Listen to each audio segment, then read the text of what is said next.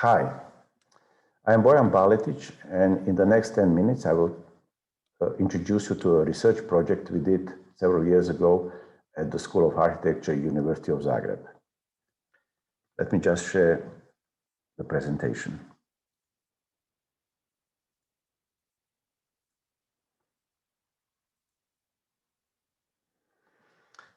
I am grateful for the invitation and the opportunity to present the outcomes of the research project, Innovative Green Building Research in the Campus Living Lab, at the 5th Global Summit on Student Affairs and Services. My presentation is about the importance of achieving a sustainable lifestyle and how we see the role of the university in this. The context for this research was our work 10 years ago on the master plan for the new University of Zagreb campus. The task was to use a brownfield site in the wider center of the city to develop an urban green campus for some 20,000 users in the future. The new campus should serve as a university living laboratory and an open innovation park for the city. Its planned carbon footprint was zero. Along with the implementation of new green technologies, the focus also was on developing a new urbanism and new building types. The campus would cater for new social initiatives and promote the change to sustainable lifestyles. It was our belief that student housing could play an important role in the transition to sustainable lifestyles, and that it could be a role of the universities. The initial question for the research was, when is our lifestyle sustainable? The popular graphic on the left shows that we greatly exceed the resources of our planet if we continue our behavior. The more precise graphic on the right shows the relationship of the ecological footprint per person to the United Nations Human Development Index. If we wanted to have a sustainable lifestyles, all the developed countries on the right should fit into the global sustainable development quadrant. How to do this is the present challenge. In the past 20 years, two interesting proposals were put forward. In 1998, ETH Zurich promoted a platform named 2000 Watt Society for 2050. At the time, the EU citizen used 6,000 watts. To achieve this threefold reduction, the authors pointed out that a fundamental change in social norms, values, and practices was required. In 2012, a European social platform project, SPREAD, looked at sustainable lifestyles for 2050. By using a complex metric, they calculated a desirable target of 8,000 kilos of material footprint per person per year. Using this calculation, the present EU citizen uses 27 to 40,000 kilograms per year. To achieve a sustainable lifestyle, some of us therefore need to reduce our material footprint 5 times. Within the 8,000 kilogram target, they saw different scenarios of implementation. Both the 2000 Watt Society and the SPREAD project illustrate the challenge in front of us and establish not a participatory, but a regulatory approach to the problem of introducing sustainable lifestyles. In 2015, the UN promoted its Sustainable Development Goals for year 2030. SDGs are a collection of 17 interlinked global goals designed to be a blueprint to achieve a better and more sustainable future for all. The goals were made more actionable by the UN resolution in 2017. Arranged in a circle, the SDGs identify specific targets for each goal, along with indicators that are being used to measure progress towards each target. To test the methodology, We placed ourselves as EU citizens in the center and worked with the indicators. The results are, of course, subjective. Still, when used, the tool builds an awareness about the complexity of reaching Sustainable Development Goal targets. We also put the master plan for Borangai campus in the center to test both the master plan and the goals. The orange lines give an indication of the level of sustainable development that can be achieved by a green campus master plan. So, working on the green master plan for Borangai campus, we were convinced that student housing should have an important role in the promotion of sustainable lifestyles. The question was, why was student housing such a rare topic at international conferences devoted to sustainability, like the ISCN or Unica Green? We saw student housing on campus as an unused potential. It could be an important tool in adoption of sustainable lifestyles and part of the University Living Lab Challenge. Students already are showing great interest in alternative and more green lifestyles. So the question was, could student housing during their stay on campus provide an impulse for further change that would be influential on their post-university life?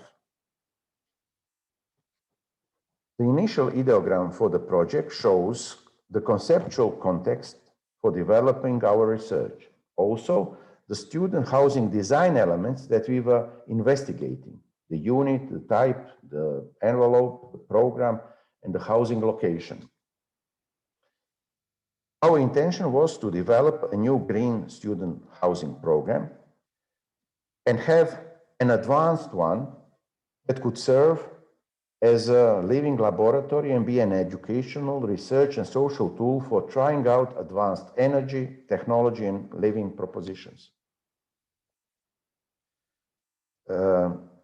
We looked at current literature, and we found the book by Weber and Friedman very useful. The book is Innovative Student Residencies, New Directions in Sustainable Design. The table shows the evolution of factors that influence the design of student housing in the last 100 years. We use this table as a starting point to propose what could be the next phases in the development of student housing. This comes down to a shift from viewing student residences as housing to viewing them as educational environments also. We produce an extensive database of student housing to explore and compare interesting international and Croatian examples, so we can identify which ones offer ideas for the future development.